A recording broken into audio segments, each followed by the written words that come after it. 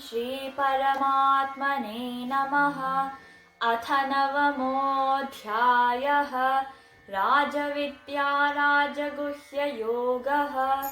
श्रीभगवानुवाच इदं तु ते गुह्यतमं प्रवक्ष्याम्यनसूयवे। ज्ञानं विज्ञानसहितं यज्ज्ञात्वा मोक्ष्यसे शुभात्।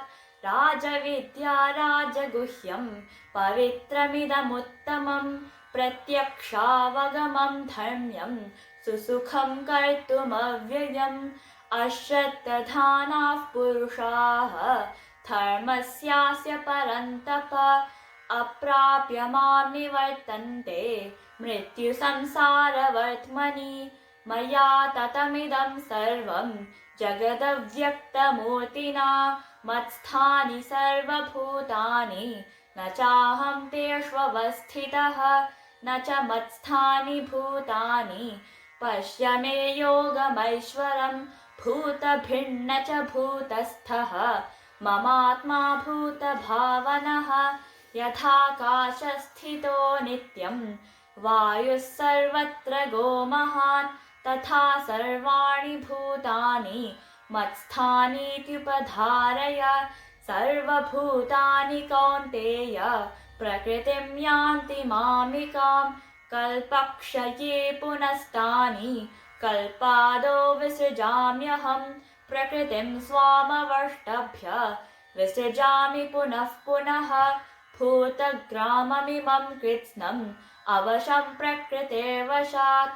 न च मां तानि कर्माणि निबध्नन्ति धनञ्जय। उदासीनवदासीनम् असक्तं तेषु कर्मसु। मयाध्यक्षेण प्रकृतिः सूयते सचराचरम्। हेतुनानेन कौन्तेय जगद्विपरिवर्तते। अवजानन्ति मामूढाः मानुषीं तनुमाश्रितं। परं भावमजानन्तः मम भूतमहेश्वरम्। मोक्षाशा मोक्षकर्माणः मोक्षज्ञानाविचेतसः। राक्षसीमासुरीं चैव प्रकृतिं मोहिनीं श्रिताः। महात्मानस्तु मां पार्थ दैवीं प्रकृतिमाश्रिताः। भजन्त्यनन्यमनसः ज्ञात्वा भूतादिमव्ययम्।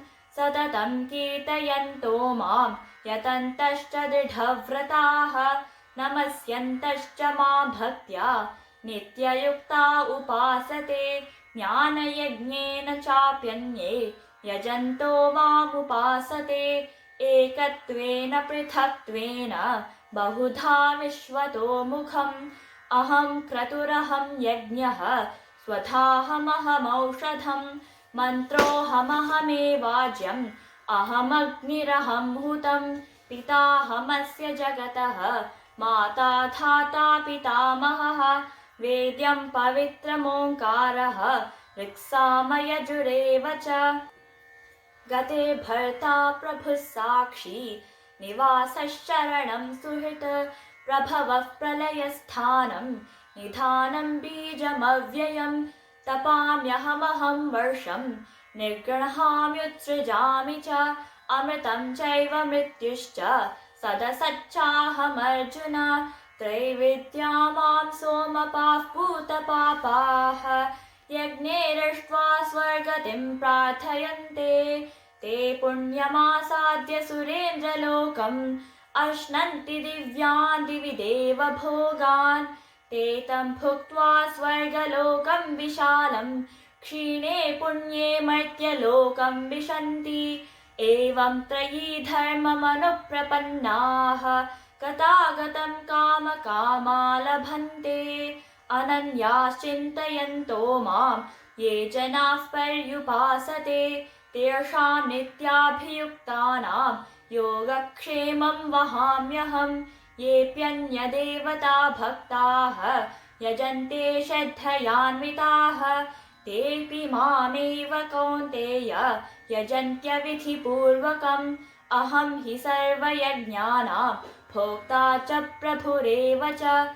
न तु मामभिजानन्ति तत्त्वेनातश्च वन्ति ते।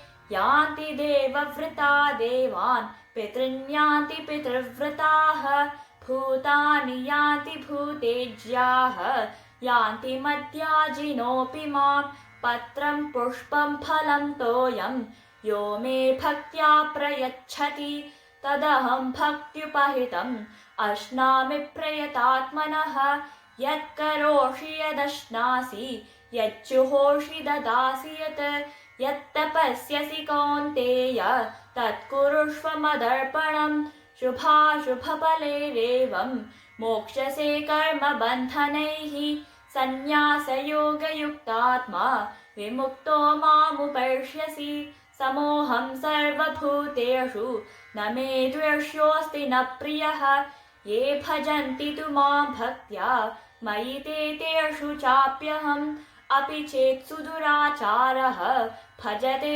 मामनन्यभाक् साधुरेव समन्तव्यः सम्यग् व्यवसितो हि सः क्षिप्रं भवति धर्मात्मा शश्वच्छान्तिं निगच्छति कौन्तेय प्रतिजानीहि न मे भक्तः प्रणश्यति मां हि पार्थव्यपाश्रित्य येऽपि स्युः पापयोनयः स्त्रियो वैश्यास्तथा शूद्राः तेऽपि यान्ति परां गतिम् किं पुनर्ब्राह्मणाः पुण्याः भक्ता राजर्षयस्तथा अनित्यमसुखं लोकम् इमं प्राप्य भजस्व मां मन्मना भव मद्भक्तः मद्याजी मां नमस्कुरु मामे वर्षसि युक्त्वैवम् आत्मानं मत्परायणः ॐ तत्सदिति श्रीमद्भगवद्गीतासु उपनिषत्सु ब्रह्मविद्यायां